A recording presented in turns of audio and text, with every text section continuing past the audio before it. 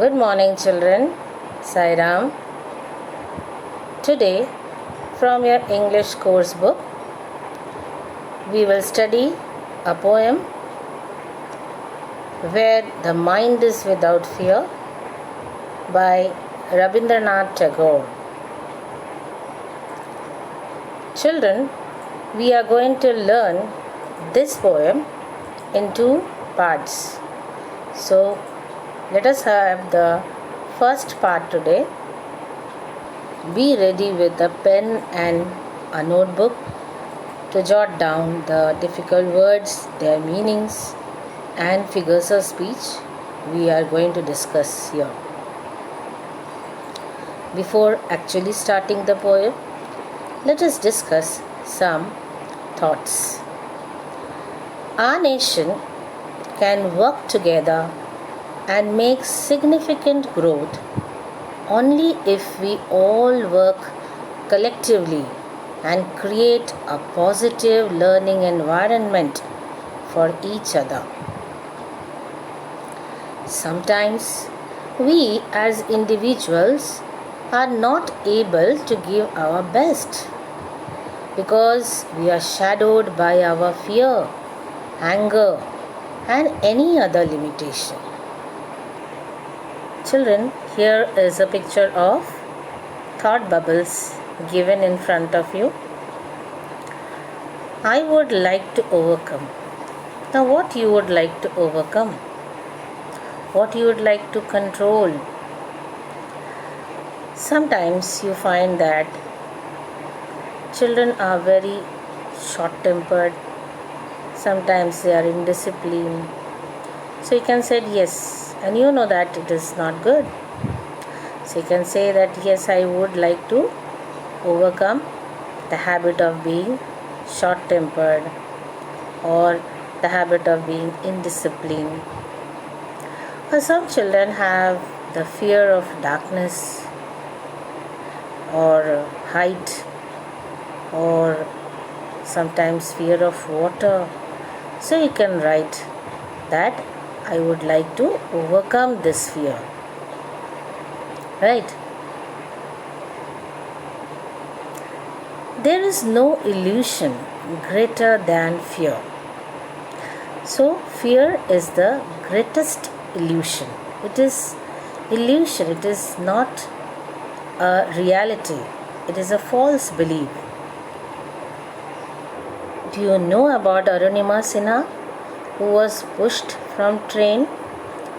She lost both her legs and had multiple fractures in her spinal cord. Anybody else in her place would have lost all hope, but she got the guts and climbed several mountains. So she has controlled or she has overcome the illusion that she won't be able to walk or climb the mountains. Same way here, the poet says that people should overcome the illusion of fear and of all the other habits so that they can bring the best in them. Now let us study about the great poet Rabindranath Tagore, who wrote Where the Mind is Without Fear. He lived in the period 1861 to 1941. Was a Bengali polymath, a poet, a musician, an artist who reshaped the Bengali literature and music, as well as Indian art in the late 19th and early 20th centuries. Author of Gitanjali and its profoundly sensitive, fresh and beautiful verse,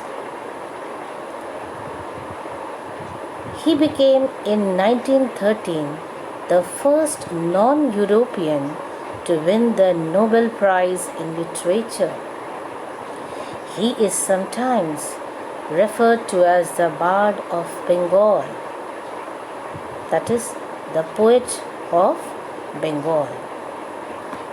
Gitanjali is a book of poems.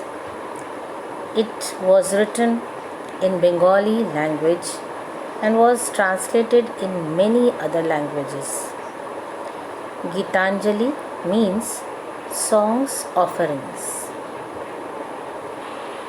Where the Mind is Without Fear is a pre-independent poem in which the poet sincerely urges to God to awake his fellow beings for the realization that the essential need to live in a free and unified country.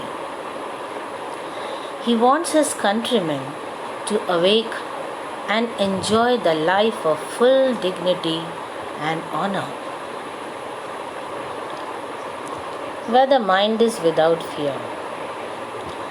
Where the mind is without fear and the head is held high, where knowledge is free, where the world has not been broken up into fragments by narrow domestic walls,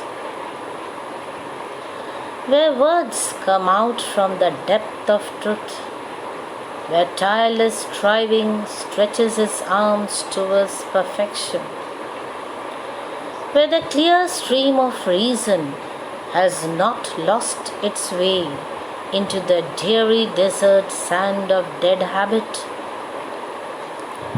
where the mind is led forward by thee into ever widening thought and action, into that heaven of freedom, my Father, let my country awake.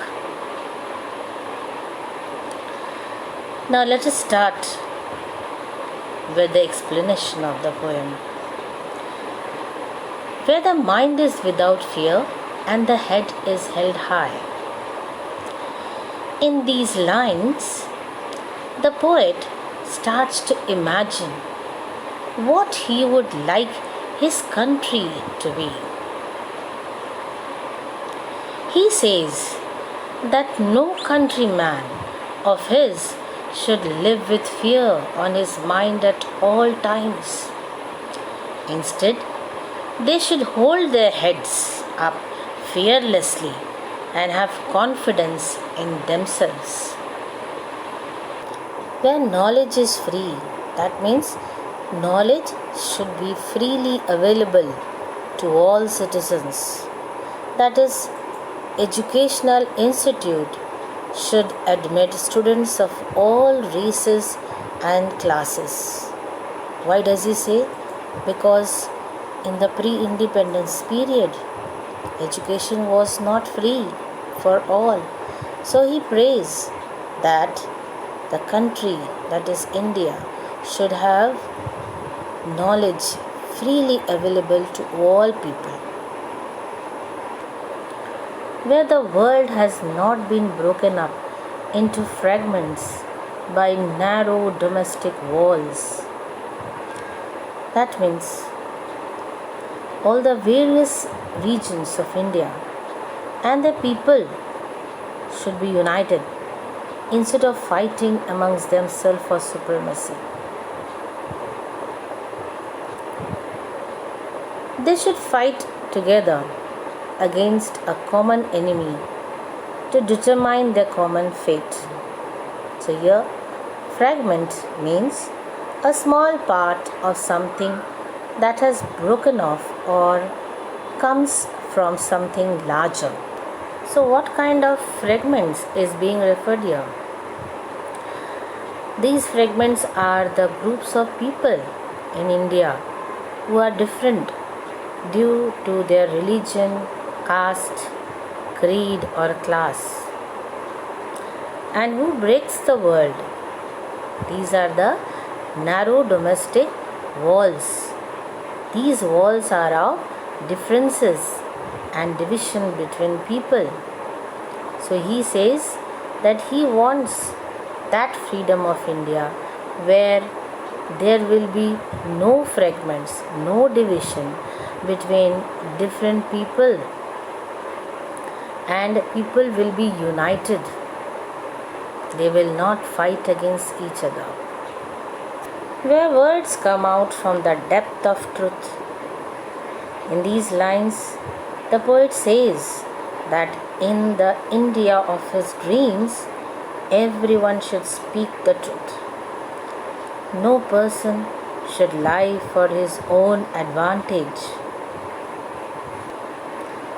Now let us see the literary devices used in the poem.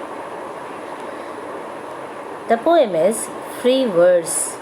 Now what do you mean by free verse?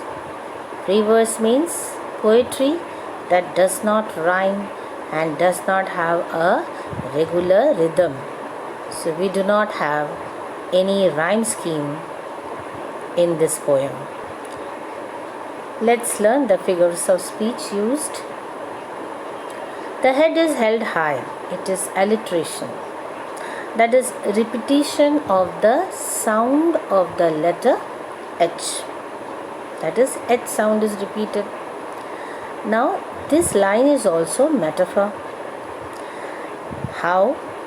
Metaphor you have already studied, that when two things are indirectly compared is said to be the same.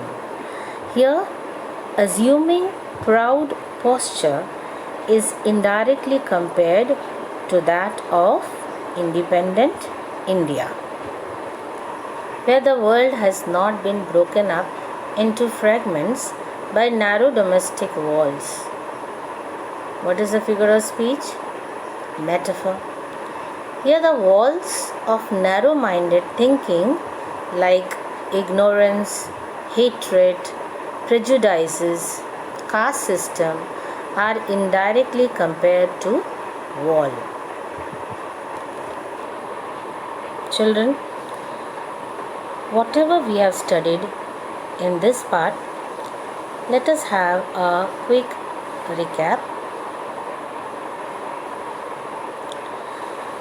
In the poem, Where the Mind is Without Fear, Tagore sketches a moving picture of the nation he would like India to be, where everyone within the fold of the brotherhood is free to hold up one's head high and one's voice to be heard without any tension or fear of oppression or forced compulsion, where the knowledge is not restricted by narrow ideas and loyalties. The British rule had robbed India of its pride and dignity by reducing it to a subject nation. The India of Tagore's dream is a country where her people hold their heads high with their pride in knowledge and strength born of that knowledge, where all countrymen must come out the age-old world of people who have lost the vision of one humanity by the narrow loyalties of caste, creed and religion.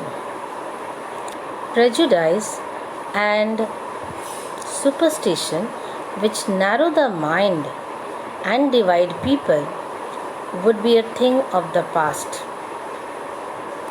where the words of truth come out from the depths of the heart and are spoken out courageously in the open for the world to hear. I hope, children, you have understood till now. Children, with that we come to the end of today's session. After the end of the video, there will be a link wherein you have to click the link and submit your answers in the worksheet. Thank you.